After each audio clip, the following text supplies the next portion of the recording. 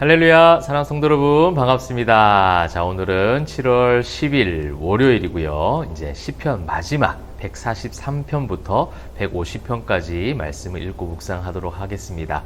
일상 가운데 시작되는 그 이 첫날이 말씀을 통해서 오늘 이 시편의 고백 마지막을 보면 할렐루야라고 이렇게 맞춰지거든요. 여러분 할렐루야 외치시고 힘 있는 영육, 강건한 영육으로 이번 일상 가운데서도 성도로서, 그리스도인으로서, 예수님의 제자로서 승리하시길 바랍니다. 자, 오늘 이 143편부터 150편 마지막이에요. 제가 이제 시편 제일 처음에 묵상할 때도 말씀드렸죠. 한 성도의 인생이 담겨진 신앙의 고백이라는 겁니다. 그죠? 이 땅 가운데 살아가는 그 모든 과정 속에서 할 수 있는 수많은 고백들이 시편 기자들을 통해서 우리가 살펴보았다면 그 고백이 결국 저와 여러분의 언어 아닙니까? 저와 여러분의 고민이기도 하고 같은 부르짖음이기도 하고요. 또 그 속에서 같이 감사로 고백하기도 했습니다. 그렇다면 이제 이 143편부터 쭉 우리 150편까지 이 마지막 부분은요. 이 마지막 때를 살아가는 성도들의 노래가 어떠한가를 잘 보여주고 있다는 거예요. 그래서 심판이라는 단어가 등장을 하고요. 새 노래라는 것이 등장을 해요. 새 예루살렘이라는 어떤 우리 요한계시록의 그 묵시록에 담겨져 있는 주님의 그 다시 오심을 기다리는 성도들의 어떤 삶의 모습들을 단어로 표현하는 거죠. 주님의 그 심판의 때가 오는 것이고 새 예루살렘이 생기고 새 노래로 모든 그 죽었던 성도들이 부활하여 그렇게 하나님을 찬송하고 모든 군대가, 모든 천사들이, 모든 성도들이 함께 모여서 하나님을 찬송하는 그 주님의 나라가 임하심, 마지막 때 주님이 다시 오시면서 그 하늘나라의 임하심이 그 찬송의 고백으로 시편에 담겨져 있다라는 것을 보시면서 저와 여러분이 마지막 때를 살아가는 성도들이잖아요. 그렇죠? 주님의 다시 오심을 기다리는 거룩한 신부로서 하루하루를 살아가잖아요. 그 하루하루를 살아가면서 이러한 신앙의 고백, 시편의 고백이 우리 입술 속에, 마음 속에 담겨져 있으면 좋겠습니다. 그래서 143편의 2절에 시작될 때 주의 종에게 심판을 행하지 마소서. 그래서 심판을 행하지 마소서. 이 성도들이 할 수 있는 고백이죠. 내가 예수를 믿었기에 하나님 나에게 그 지옥불로 가는 심판을 행하지 마소서. 이 심판이 무엇인지를 인식하고 있다는 고백이에요. 여러분 예수를 안 믿는 비신자들의 특징은 뭐냐면 이 심판에 대한 인식이 없어요. 주님이 다시 오셔서 마지막 날에 심판하실 것이다. 또 그 심판으로 말미암아 죽었던 자들이 부활하여 하나님의 품에 안길 것이다 라는 이것이 없기 때문에 당연히 예수를 믿지 못하는 것이죠. 그래서 예수를 또 반대로 말해서 예수를 믿는다는 것은 결국 이 심판을 믿는 것과도 같은 것입니다. 또한 저는 7절에서 여호와여 속히 내게 응답하소서 내 영이 피곤하니이다. 여러분 저는요 성도들의 영이 이 세상 가운데 살아가면서 피곤함을 느끼면 좋겠어요. 이건 무슨 말입니까? 조금 어려운 말일 수도 있는데요. 자꾸 부딪힘이 있어야 돼요. 영이 피곤해야 돼요. 근데 우리는요, 영육이 강건하고 평안하여지기를 소망하는 그런 서로에 대한 그런 축복이요. 이것이 잘못 변질되어져서 마치 그리스도인으로 살아가면서 부딪힐 수 있는 수많은 그 세상적인 벽을 피해가는 것처럼 그렇게 만들어 버린다는 거죠. 안주하는 거, 또 합리화하게 만드는 것이 결국 그것이 영육을 강건하고 영육을 평안하게 만드는 게 아닙니다. 여러분 비로소 그리스도인으로 살아간다는 것은요 사도행전에서 우리 포에마교회 성도들이 함께 묵상했던 것처럼 순교를 피하지 못할 수도 있습니다. 감옥으로 가는 것을 피할 수 없어요. 그죠? 돌에 맞는 것을 피할 수 없을 때가 있다라는 겁니다.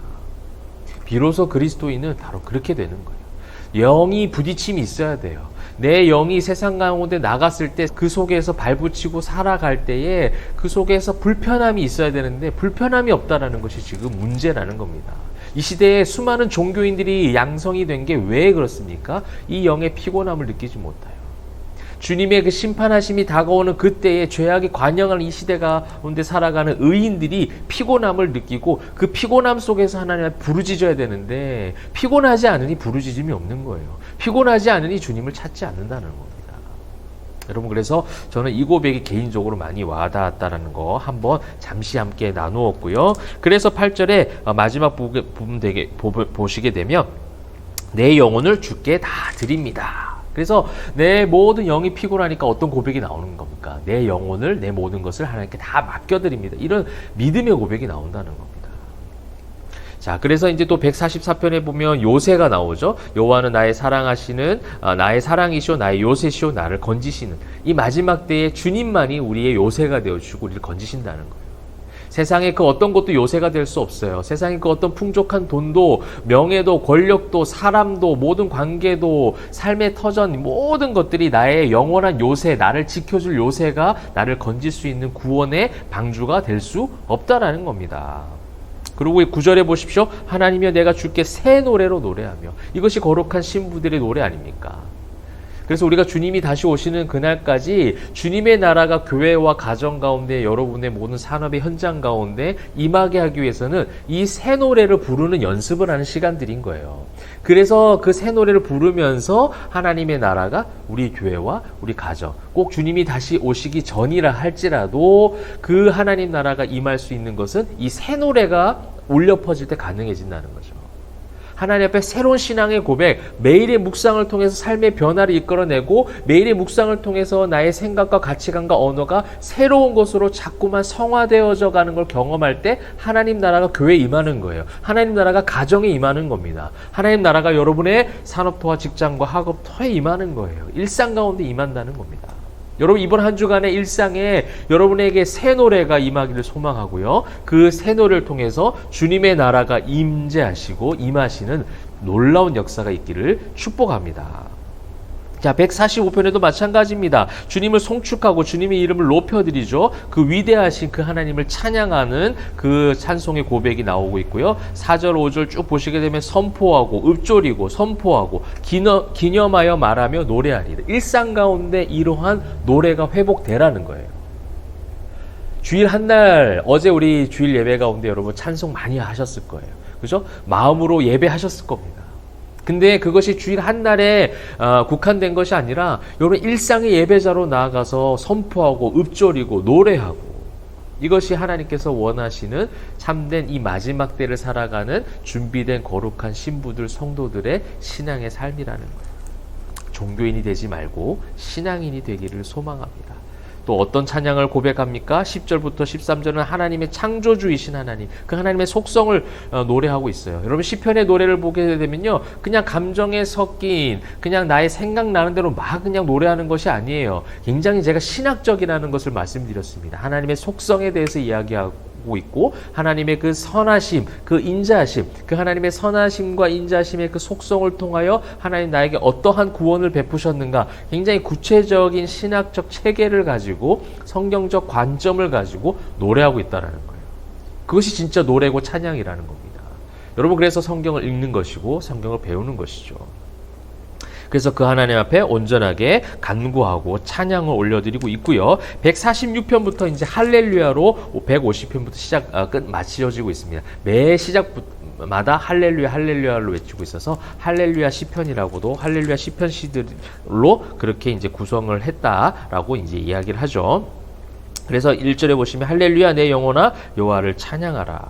그죠? 그 다음에 7절에 보면 억눌린 사람들을 위해 정의로 심판하시며, 그죠? 이 마지막 때에 있는 모든 그 심판과 새 노래, 새 찬양에 대한 부분들이 계속 나오고 있는 거예요. 그 속에서 할렐루야를 외치겠다라는 겁니다. 그 속에서 하나님을 찬양하겠다라는 거예요. 아직은 포로된 자처럼 살아가고 있는 것 같지만, 아직은 죄인된 삶을 살아가지만 이 땅 가운데 하나님 나라가 통치가 다스리심이 임하시기를 바라는 마음으로 새 노래로, 새 찬양으로 하나님 앞에 올려드리는 겁니다.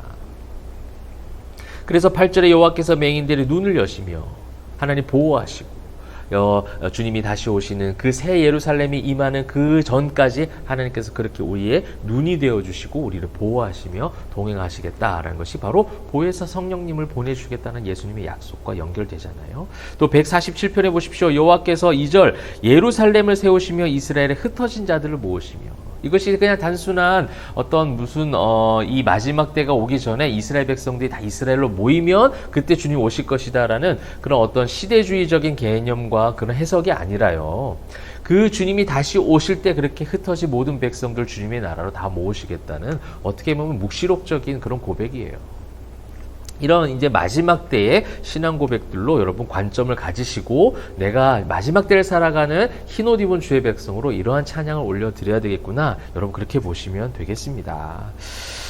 그 다음 148, 149, 150편도 다 그런 식으로 보시면 되겠고요. 148편에 보시면 2절 그의 모든 천사여 찬양하며 모든 군대여 그를 찬양할지어다. 이게 주님이 다시 오시는 날 나팔 불며 주님 오실 때 모든 군대와 모든 성도를 함께 찬양하는 모습 아니겠어요? 그렇게 하나님을 찬양하며 모든 세상의 그 고관들, 세상의 모든 권력들이 다 그렇게 다 낮아지고 다 멸하여지고 주님이 홀로 영광 받으시는 그날에 그런 찬송을 올려드리는 거예요. 149편에도 마찬가지입니다. 춤추며 그의 이름을 찬양하고 여호와 이스라엘은 자기를 지으신 이로 말미암아 즐거워하고 시온의 주민은 그들의 왕으로 말미암아 즐거워할지어다. 정말 왕의 귀한 주님께서 다시 오시는 그날에 회복될 온전한 찬송 소리가 지금 나오는 거예요.